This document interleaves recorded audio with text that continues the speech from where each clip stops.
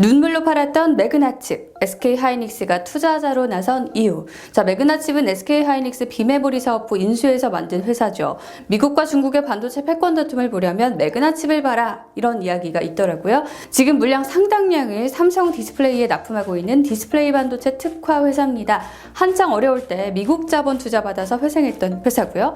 모기업이 무려 뉴욕 증시에 상장돼 있습니다. 근데 중국 펀드가 이걸 산다는 얘기 나오니까 미국이 조사에 나섰다고 합니다. 미국은 앞서 일본 기업 도시바가 중국 ENN그룹에 미국 LNG 사업 매각하겠다고 하니까 이걸 두 손 들고 반대해서 철회시킨 경험도 있죠. 반도체로 옮겨붙고 있는 미중의 패권 싸움, 삼성과 SK의 명운이 달린 이 싸움을 보고 가만히 있을 수 없어서 반도체 상황 정리해서 들고 와봤습니다. 얼마 전에 G7 정상회담이 열렸죠. 여러 의제가 논의됐는데 이건 뭐 대놓고 중국 왕따시키기 아니었나 싶을 정도로 분위기가 쌓였습니다. 중국 얘기가 4번 들어갔는데 첫째가 코로나 바이러스 기원 조사에 협조하라. 신장 지역 등에서 인권 잘 지켜라. 우리는 대만 해역 그리고 양안 관계에서 긴장을 고조시키는 일방적 시도를 강력히 반대한다. 자, 그리고 여긴 중국이라는 글자가 명시되진 않았지만 광물이나 반도체에서 글로벌 공급망을 잘 지키기 위한 메커니즘을 공유하겠다. 자, 이렇게 중국의 좋은 내용이 하나도 없죠. 트럼프 대통령 때는 미국 혼자 중국을 때렸는데 바이든 대통령이 동맹을 강조한 게 동맹국들이 같이 때리기였구나. 진짜 머리 좋다. 이런 생각을 혼자 했었습니다. 영미, 캐나다, 일본, 독일, 프랑스, 이탈리아, 유럽연합 초청국인 한국, 인도, 호주, 남아프리카 공화국까지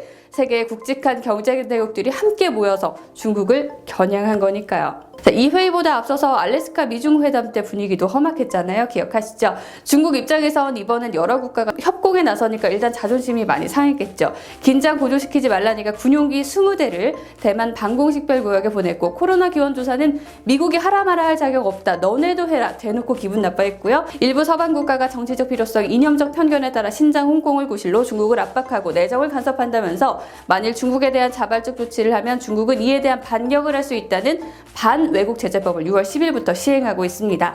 비자 발급도 안 해줄 거고 중국 자산 동결할 거고 기타 필요하다고 판단하는 방식이라고 문도 열어놨습니다. 이건 뭐 총만 안 들었지 살벌한 냉전이 계속되고 있는 와중에 제일 이러지도 못하고 저러지도 못하는 두 기업이 있으니 바로 코스피 1위와 2위의 삼성전자 그리고 SK하이닉스입니다. 우선 바이든 대통령이 지난 2월에 반도체 들고 나오셨을 때 반도체, 배터리, 히토류, 바이오 이 4개 품목에 대해서 공급망을 조사해라면서 행정명령을 서명을 했지만요. 미국은 이미 트럼프 때부터 Make America Great Again 이라면서 반도체에서는 특히 안보 문제까지 들고 나와서 중국 견제하자는 보고서를 내놨고 여기에 퀄컴, 인텔, 글로벌 파운드리 같은 미국 기업은 이미 보고서를 사실상 같이 만드는 워킹그룹이었어요.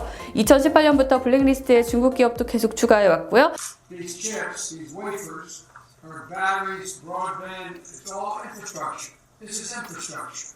바이든에 와서는 코로나로 억눌렸던 수요가 갑자기 폭등하면서 나타난 반도체 공급 부족으로 이제 외국 회사들에게까지 반도체 공급망 구축에 동참해라는 미국의 무려 대통령의 압박이 시작된 것이죠. 삼성전자는 해외 단일 규모 투자 역대 최대라는 20조를 들여서 반도체 파운드리 공장에 투자하겠다. SK하이닉스는 실리콘밸리에 1조를 들여서 R&D 센터 투자 이렇게 자의반 타의반으로 투자 규모를 밝힌 상태입니다. 삼성이 24년간 미국에 투자한 돈이 20조인데 이걸 한 번에 쏘겠다는 걸 봤을 때 그리고 SK가 인텔의 랜드 사업을 인수한 걸 봤을 때 자, 반은 미국과 혈맹 맺은 거나 마찬가지인 셈이 됐습니다. 아직까지 반도체 1등은 미국입니다. 하지만 미국 첨단 무역 수지는 1994년부터 계속 마이너스로 가고 있고 중국은 정반대로 가고 있는 상황이다 보니까 미국 입장에선 위기라고 느낄 수밖에 없는 대목이긴 하죠. 사실은 삼성이 미국에 투자를 해서 거기서 반도체를 팔고 미국 주도의 반도체 공급망에 참여한다. 이거 자체는 좀 단순하게 생각해보면 나쁠 게 없죠.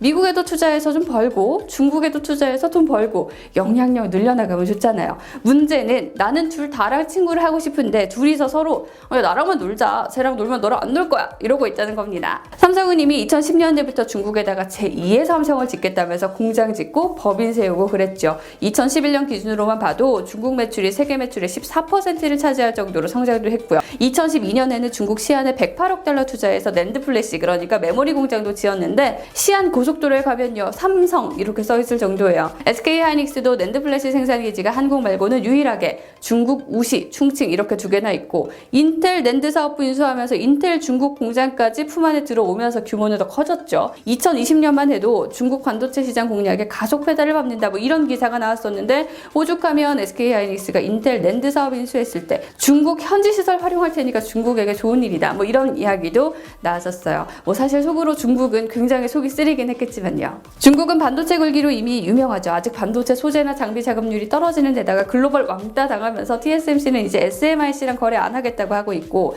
반도체 부실 기업 생겨나고 있습니다. 그래도 이 와중에 반도체 대학을 만들질 않나. 화웨이 팹리스 자회사는 이 와중에 사람도 채용하고 있어요.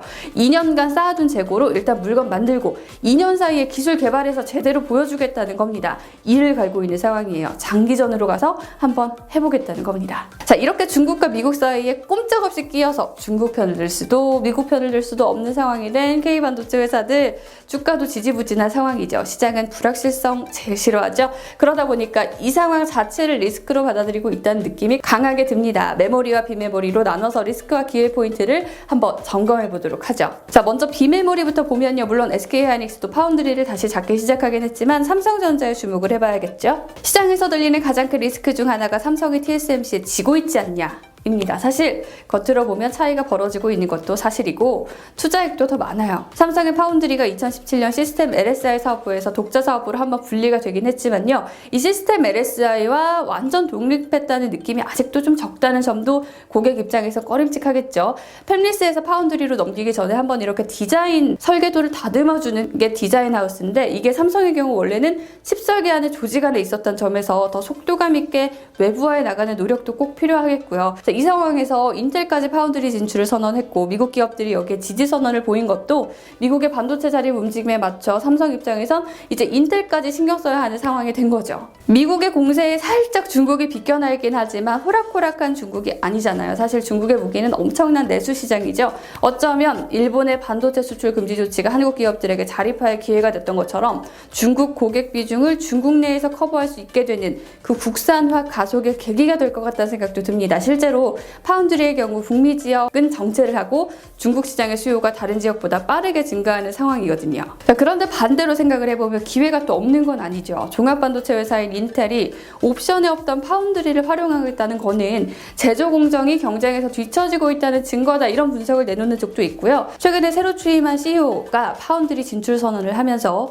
동시에 외주도 같이 맡길 거다라고 했거든요. 얘기를 들어보니까 정확한 속마음까지는 모르겠지만 스케줄 맞추고 원가 절감하고 그래서 고객들에게 잘하겠다 이런 뉘앙스다 보니까 파운드리에서 미세 공정에 뛰어든다기보다는 고질적인 지연 문제를 해결하려는 것 같기도 합니다. 차량 반도체만 봐도 매출 규모가 크지도 않고 엄청난 미세 공정도 아니에요. 그러다 보니까 주요 파운드리에서 생산을 안 하고 주로 일본 르네사스나 미국 텍사스 인스트루먼트 등이 하고 있습니다. 그러다 보니까 공급 부족에도 시달린 거고요. 자, 미국 간에서도 TSMC에 너무 과도하게 의존하는 거 아니냐 이런 우려가 나오고 있는 상황과 중국과 대만의 불안한 관계 거기에 따라 흔들릴 수 있는 TSMC의 약점 말고 기술적인 면에서도 조금만 들여다보면 삼성의 빅픽처가 보이는 것 같기도 합니다. 요즘 많이 들리는 EUV 공정은요. 미세 공정 만드는 최신의 제조 공정이죠. 이 장비를 독점적으로 공급하는 게 네덜란드 ASML인데요.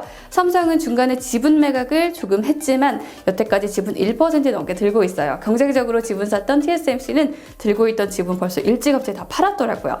삼성은 ASML이 EUV 개발하는 과정에서 공동 연구도 하고 또 관련 특허도 꽤 보유하고 있습니다. EUV 개발하는 회사에 투자도 했고요.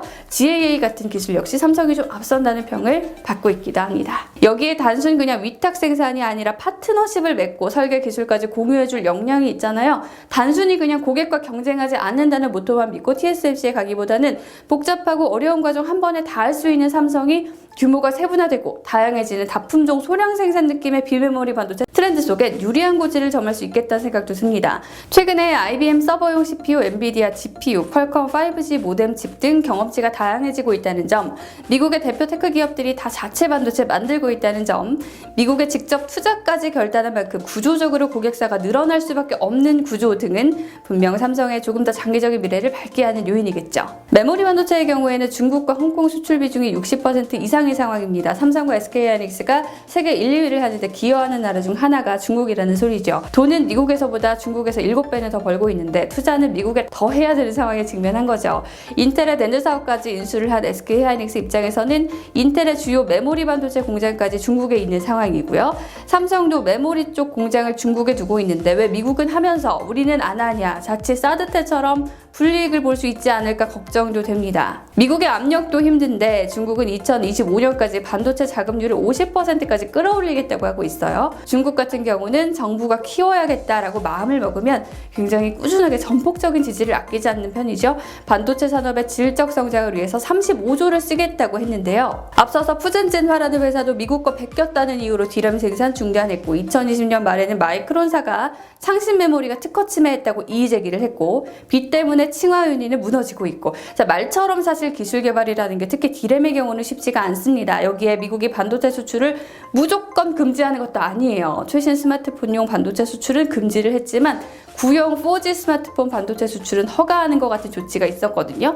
관심이 시스템 반도체에 약간 집중돼 있어서 메모리 반도체에는 큰 타격이 없을 거란 이야기도 나옵니다. SK하이닉스의 경우에는 메모리 반도체 시장에서 인텔 낸드 사업부를 인수해서 경쟁력을 한층 더 갖췄고 SK의 뒤를 쫓던 마이크론이 도시바의 키옥시아를 인수한다고 밝히면서 경쟁 구도가 오히려 완화될 수 있다는 점, 인수가 아직 확실치 않지만 마이크론이 인수 비용 되느라 설비 투자 규모가 감소할 수 있다는 점, 그리고 제일 중요한 건 키옥시아의 지분을 SK하이닉스가 갖고 있다는 점 등을 고려하면 시간을 조금 더 벌고 미국에서 자리 잡는 데 박차를 가할 수 있지 않을까 생각도 듭니다. 자, 이렇게 비메모리와 메모리 나눠서 미국과 중국 반도체 분쟁 속의 기회, 리스크를 짚어봤는데요.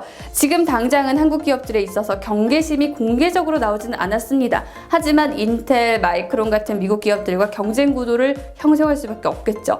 한국도 분명 미국의 동맹이라고는 하지만 미국이 반도체를 자급할 수 있을 때까지 시간을 버는 거 아닌가 하는 걱정도 생기는데요. 1986년 일본의 반도체 영향력이 엄청 셀 때는 제1차 미일 반도체 협정하고 나서 일본 반도체가 몰락한 경험을 봤을 때 미국과 경쟁 구도보다는 협력 구도로 가는 게 여러모로 필요한 시점이 아닌가 싶습니다. 자, 오늘은 전반적인 분위기 살펴봤는데 곧 마이크론이나 삼성전자 실적 발표도 앞두고 있는 만큼 유의미한 소식들 또 전해드리도록 하겠습니다. 미국과 중국 사이에 낀 한국의 K반도체가 중립외교로 이 난관을 잘 헤쳐나가서 위기를 기회로 만들길 바랍니다. 더 자세한 내용은 지금 뜨고 있는 영상에서 더 확인하시고요. 저는 또 뵐게요. 안녕.